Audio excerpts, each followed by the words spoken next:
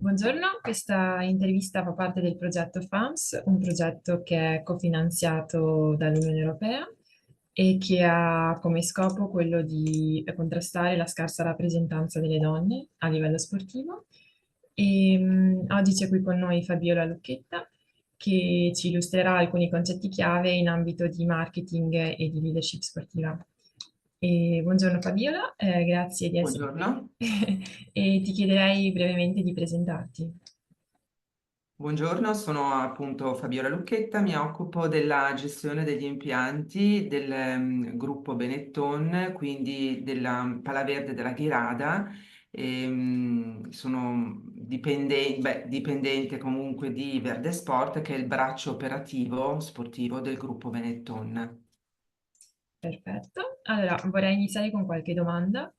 Innanzitutto vorrei chiederti in ambito di marketing quali sono secondo te le strategie chiave per costruire e gestire un brand forte in ambito sportivo? Allora, io porrei l'attenzione su una distinzione tra la parola costruire e gestire. Costruire, diciamo, è un brand, nel mondo sportivo richiede sicuramente una combinazione di diverse strategie.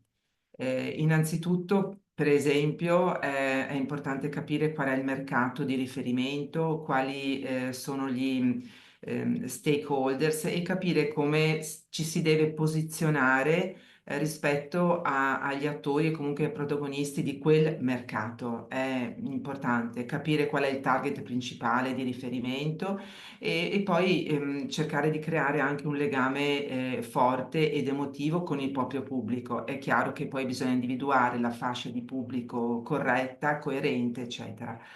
Ovviamente poi il nostro prodotto, qualunque esso sia, deve essere anche coerente in linea con i valori su cui l'azienda è fondata e si fonda e lo caratterizzano rispetto anche agli altri brands e competitors e deve essere sempre innovativo e stare al passo anche con le novità tecnologiche e stilistiche che il mercato richiede.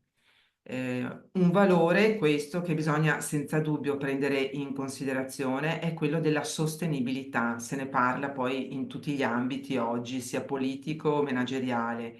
E una volta creato il prodotto, ovviamente bisogna metterlo nel mercato, farlo conoscere al pubblico e quindi sviluppare delle comunicazioni sia online che offline con sponsorizzazioni, partecipazione e creazione di eventi promozionali e in modo tale che ci permetta come azienda di poter parlare di noi e del nostro prodotto. Poi la gestione ha dinamiche differenti perché è fatta nella gestione, non è solo la parte comunicativa, ma anche di risorse. E poi c'è tutto l'ambito, lo sviluppo della gestione della risorsa, ma è un capitolo anche importante, anche questo. Perfetto, ti ringrazio. E invece dal lato leadership ti vorrei chiedere quali sono le caratteristiche secondo te fondamentali che deve avere un manager sportivo. Un manager sportivo sicuramente deve avere una formazione manageriale con esperienza anche in ambito sportivo, ma non esclusivamente, ma diciamo che l'aver fatto sport sicuramente dà un valore aggiunto poi alla comunicazione, a trasferire certi valori.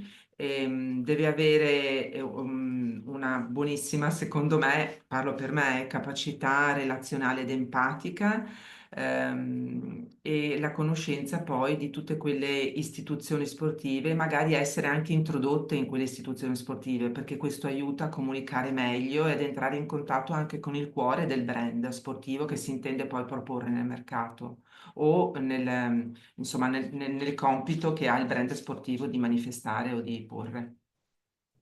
Perfetto. Dal lato invece della leadership femminile, ti chiederei quali sono secondo te le sfide che impediscono di avere una rappresentanza di genere paritaria a livello manageriale. Allora, sicuramente questo è un aspetto problematico perché purtroppo di problema si tratta ed è una questione soprattutto culturale, che in tutti i modi in questi anni si è cercato insomma di oltrepassare, di andare oltre, ma non è mai facile.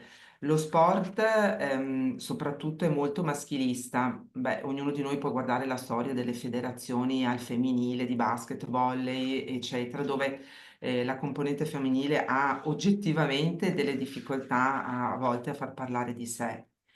Ehm, quindi diciamo che troviamo un mondo femminile, una donna che fatica ad affacciarsi ed è un po' lontana da certe dinamiche. Noi gestiamo un master universitario in business dello sport e ogni anno la quota rosa, solo per dare come indicazione significativa, è al 20% rispetto al totale della classe. Quindi su una classe di 35 alunni che fanno questo masters è molto ridotta. Poi per la donna sicuramente è molto più difficile raggiungere delle posizioni manageriali all'interno delle aziende. E in parità di sforzo tra l'uomo e la donna, sicuramente la donna deve sforzarsi, impegnarsi e dimostrare di più. Però, ripeto, non è trascurabile il fatto che è veramente legato alla cultura del nostro paese. Ehm, mm, Mi pare basta, non... Sì, è un concetto molto complesso di cui si sì. potrebbe parlare molto.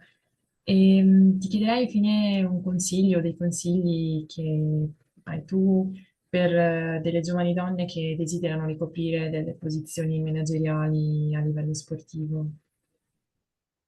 Sicuramente, innanzitutto formazione e anche personale e ovviamente professionale, grinta, carattere e grande personalità, perché a volte bisogna veramente farsi spazio in maniera importante, ma semplicemente a volte per essere ascoltato, comunque sentite, non obbedite, ascoltate. Sì, ecco, concordo anch'io. E perfetto, allora si conclude qui l'intervista e ti ringrazio molto per i tuoi preziosi consigli e ecco, tutto qua. Grazie a te per l'opportunità. Grazie.